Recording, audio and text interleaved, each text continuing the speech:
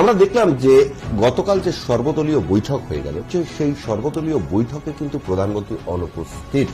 এই ক্রাইসিস মোমেন্টেও তিনি গেলেন অন্য জায়গায় একটা মিটিং এ ব্যস্ত ছিলেন। নিশ্চয়ই প্রধানমন্ত্রীর একটা শিডিউল থাকবে, কিন্তু কোথাও গিয়ে মনে হচ্ছে যে এই ইস্যুটাকে একটু হলেও লাইটার করে দেওয়ার চেষ্টা।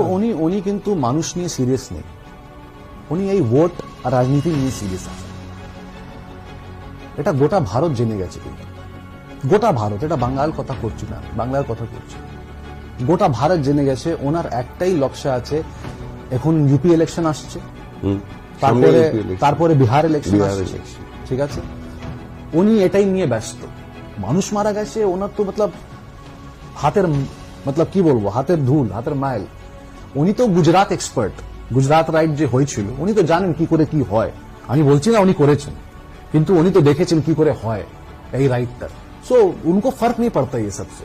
28 आदमी मर जाए, 200 आदमी मर जाए, उनको कोई फर्क नहीं पड़ता।